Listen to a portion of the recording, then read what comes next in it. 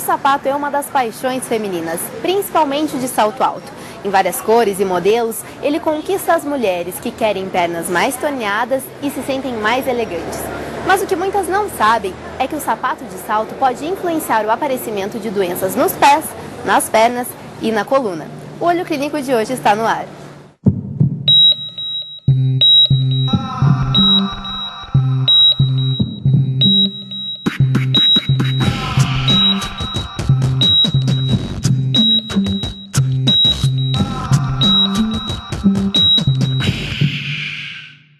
Meia-pata, Anabela e salto fino. Esses são alguns dos exemplos dos sapatos de salto preferido das mulheres. Franciele e Vanessa só usam sapatos com salto, mas cada uma com suas preferências.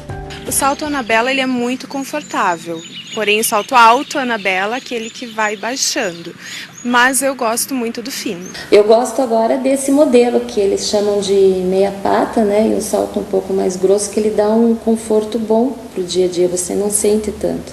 Elas usam salto alto desde adolescentes. Bom, eu uso desde os 13 anos de idade e é por opção mesmo. A primeira vez que eu usei um salto foi próximo dos 15 anos mesmo. Dizem estar tão acostumadas que estranham usar sapatos baixos.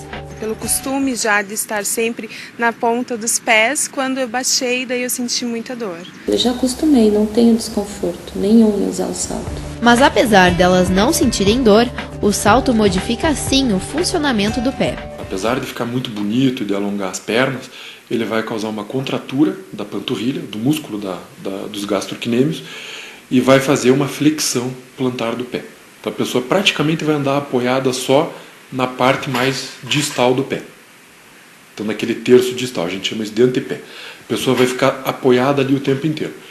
O pé não vai mais trabalhar, não vai ter toda a amplitude de movimento que o pé tem que ter. Com o uso do salto, o caminhar também é modificado, do ponto de vista ortopédico. Numa condição de marcha normal, a parte posterior do pé absorve uns 50 e pouco da carga e a parte anterior do pé, que a gente chama de antepé, uns 40 e pouco por cento da carga.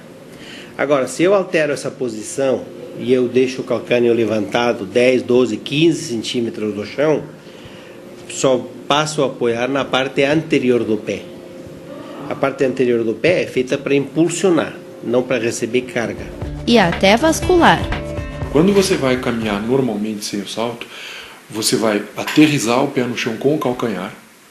Nesse momento, você vai abrir todas as válvulas venosas da perna, dos músculos, e todo o teu sangue vai ser direcionado para o sistema venoso profundo.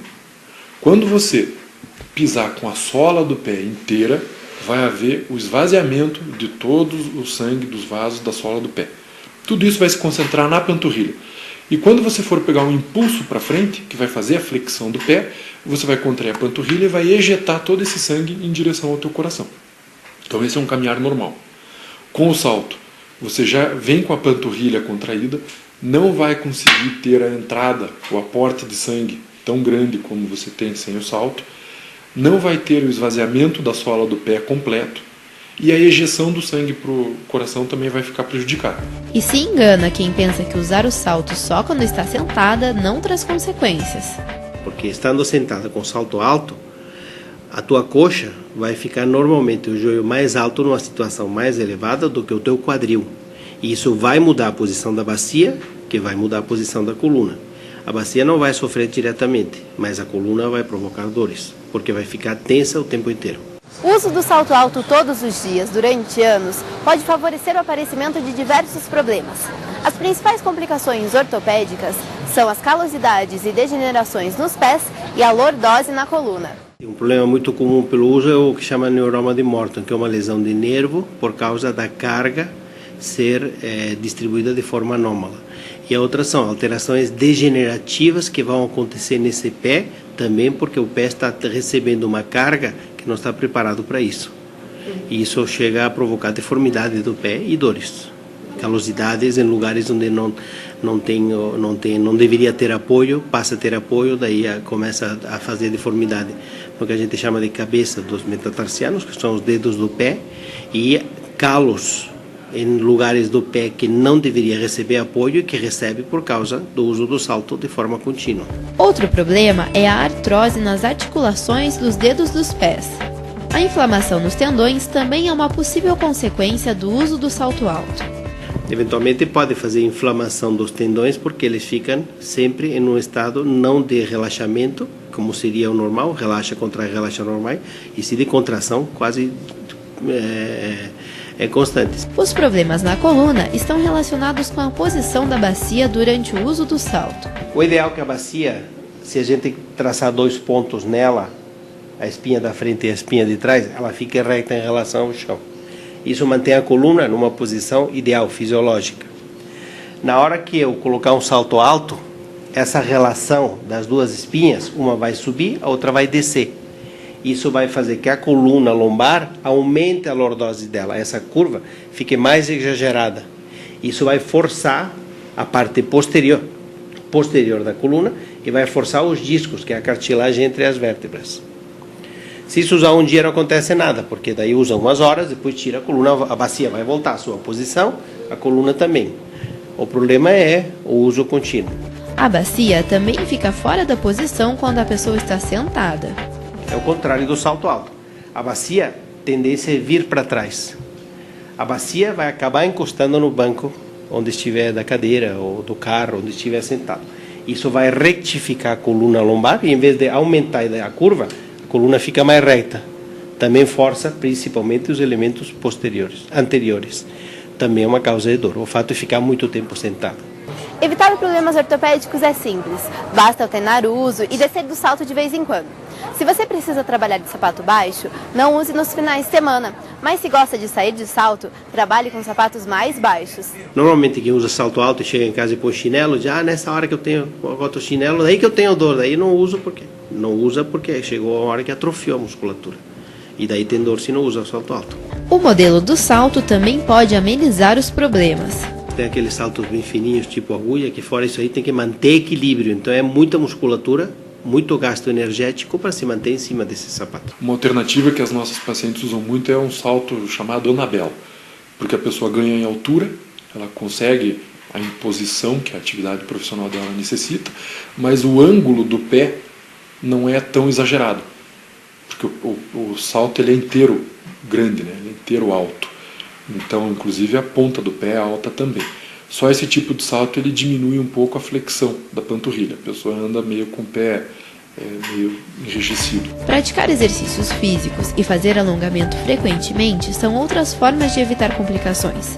Para o ortopedista, usar um salto baixo até melhora o equilíbrio e favorece o caminhar.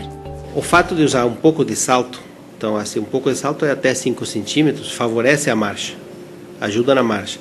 Pessoas de idade, o ideal é que usassem uns 2,5 a 3 centímetros de salto, porque favorece a marcha e estabiliza bem o pé. Então, não é assim, o ideal é salto zero, não é? Do ponto de vista vascular, o uso do salto alto favorece o aparecimento de varizes nas pernas.